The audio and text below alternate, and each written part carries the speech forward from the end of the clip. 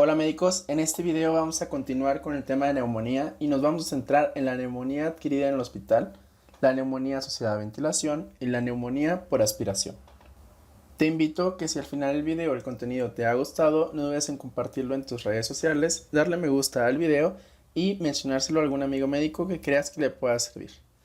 Si aún no te has suscrito a mi canal, también puedes hacerlo, solo debes de pulsar en el clic de suscribirte y picar en la campanita para que te llegue cada uno de los próximos videos que voy a estar subiendo al canal.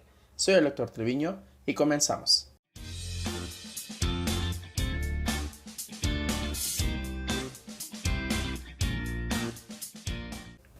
Primero, para poder hablar de neumonía adquirida en el hospital y la asociada a la ventilación, tenemos que definir ciertos conceptos.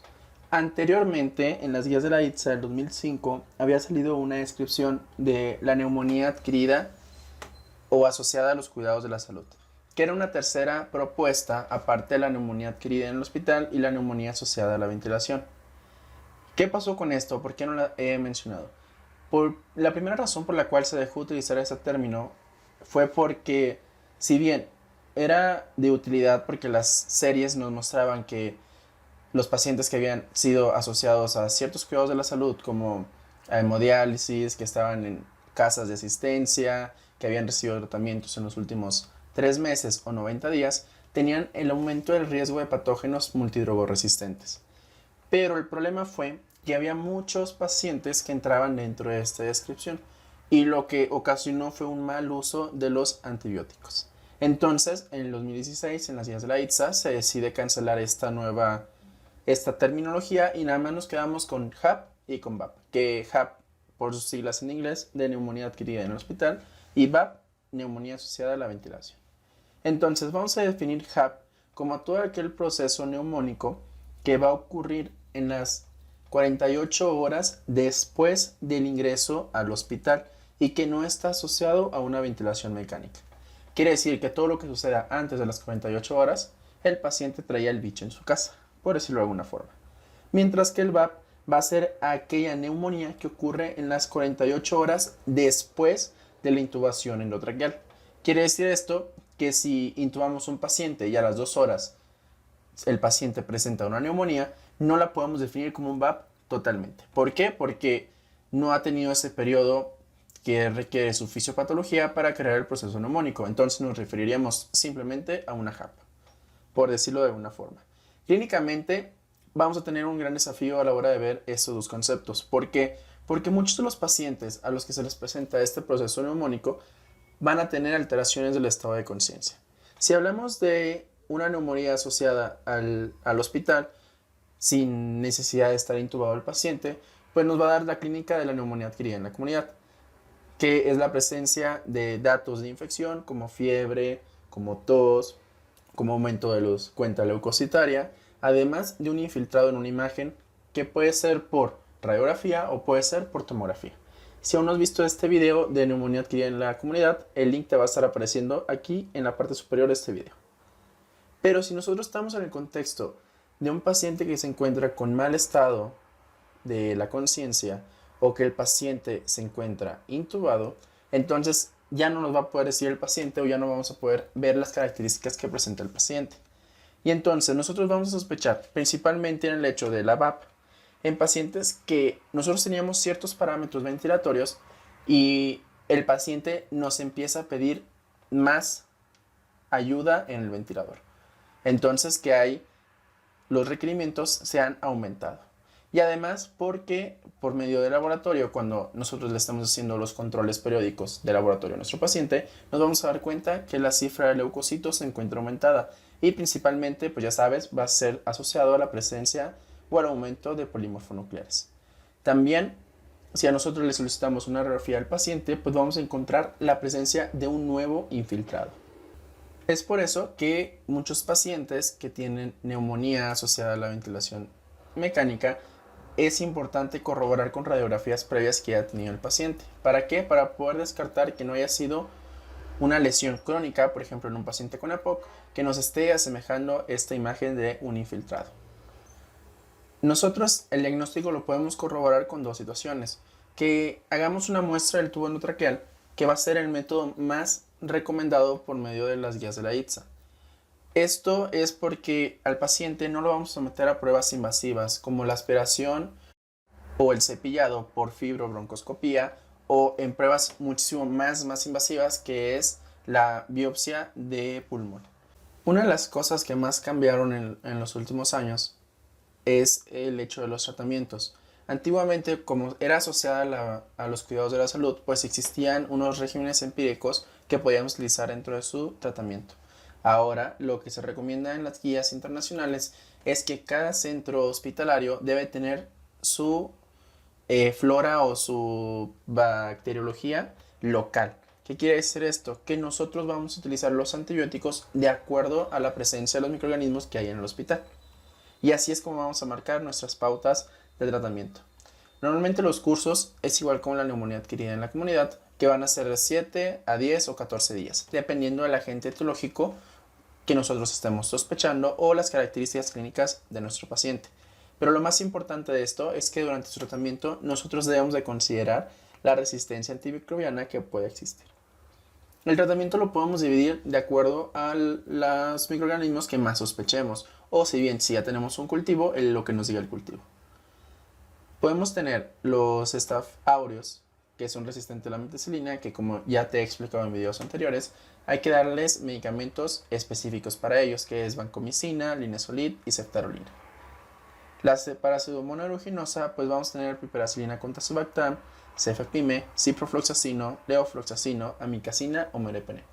Nosotros vamos a utilizar dos antibióticos antipseudomónicos siempre que nuestro paciente o tengamos la sospecha de que el paciente tenga Pseudomonas aeruginosa. ¿Por qué? Porque, y claro que estamos en el contexto de un tratamiento empírico, porque nuestro paciente tiene gran riesgo de presentar resistencia antimicrobiana. Si nosotros le damos tratamiento dirigido a partir de un antibiograma y que nos dice que es sensible a meropenem o sensible a levofloxacino, pues entonces son las situaciones en las cuales nosotros podemos utilizar monoterapia con el medicamento que el antibiograma nos haya sugerido. Además, otra situación en la cual vamos a utilizar dos medicamentos antipseudomónicos van a ser en los pacientes que ya tengan un daño pulmonar, porque ya nos está diciendo que el paciente va a tener complicaciones. En este caso podemos mencionar a los pacientes con EPOC. Y aquí a continuación les he dejado un screenshot de la guía de la ITSA. El link lo voy a poner aquí en la descripción de este video también para que le den un repaso a ella, en la cual nos da ciertas recomendaciones de tratamiento que podríamos utilizar de acuerdo a las características o a la sospecha que tengamos en nuestro paciente. Ahora vamos a continuar con la neumonía por aspiración. Primero debes de saber que aspiración nos vamos a referir a la inhalación de contenido gástrico o de la orofaringe que va a causar un daño a nivel de la laringe o de las vías aéreas consiguientes, como puede ser la tráquea, los bronquios, los bronquiolos, etc.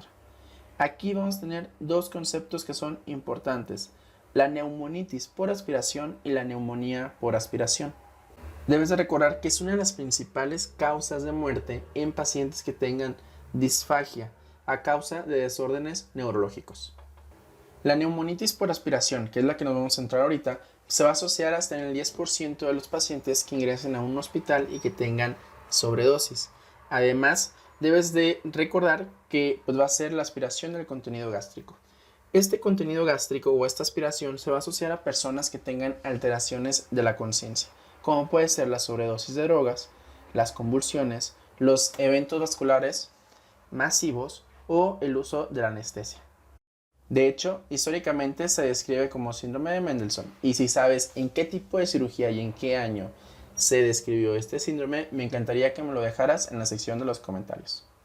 Se ha referido que para que ocurra la neumonitis por aspiración deben haber dos condiciones. La primera es que el pH gástrico sea menor de 2.5 y la segunda es que exista una aspiración al menos de 0.3 mililitros por kilo de peso del paciente. Entonces, ya con estas dos condiciones podemos tener riesgo de desarrollar una neumonitis por aspiración. Y esta va a ocurrir en dos etapas. La primera etapa es en la primera hora o en las 2 horas después de que haya ocurrido la aspiración. Y lo que sucede aquí es que hay un daño directo por el cáustico propio del estómago y que esto va a producir la infiltración de células inflamatorias que nos va a llevar a la segunda fase. Esta segunda fase, o es la fase propiamente de la reacción inflamatoria, es donde ya existe la presencia de células como neutrófilos que van a estar propiciando el desarrollo o la secreción de mediadores inflamatorios, como pueden ser la interleucina 8, las ciclooxigenasas o el factor de necrosis tumoral. Todo esto ocasiona más daño del daño directo que se había ocasionado de forma inicial, y es por eso que ocurre la neumonitis. Existe otro proceso causado por neumonitis y que tal vez sea un poco difícil de diferenciar de la neumonía. ¿Por qué ocurre esto? Porque si bien hay ciertos pacientes que van a utilizar antiácidos u otros productos que elevan el pH gástrico, estos pacientes tienen riesgo a desarrollar sobreinfección bacteriana a nivel estomacal. Esto lo que va a producir es que, si bien el pH no está tan ácido como para producir un daño directo cuando exista una neumonitis por aspiración, esta sobreinfección bacteriana, al ser aspirada a nivel pulmonar, ocasiona también daño. Y este daño es un daño químico por la presencia de los mediadores que va a ocasionar, pues, la neumonitis química. Si bien esta descripción puede confundirse realmente con lo que es la neumonía, pero pues es una de las descripciones que existen. Clínicamente nosotros vamos a reconocer la neumonitis por aspiración porque va a ser una presentación aguda y dramática. El paciente va a empezar a presentar datos de tos, dificultad respiratoria, cianosis, que va a evolucionar posteriormente a edema pulmonar, a hipotensión, a hipoxemia, y que esto nos va a conducir hacia la muerte. Es por eso que la identificación de este síndrome es muy importante. Entonces, el diagnóstico lo vamos a hacer clínicamente y además por la presencia de los factores de riesgo que tenga nuestro paciente. El tratamiento lo vamos a dar de forma inicial con levofloxacino o con ceftriaxona.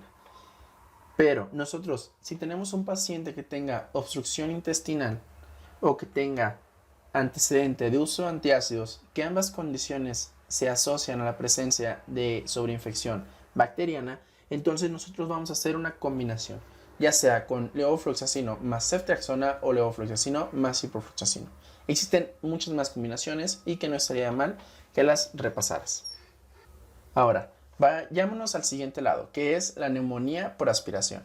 Pues la neumonía por aspiración va a ser nuevamente una aspiración del contenido orogástrico. Esta aspiración del contenido orogástrico debemos de recordar pues que existe Haemophilus influenzae y Streptococcus pneumoniae dentro de la nasofaringe y de la orofaringe, y que estas pueden ser causas que nos desarrollen la neumonía por aspiración.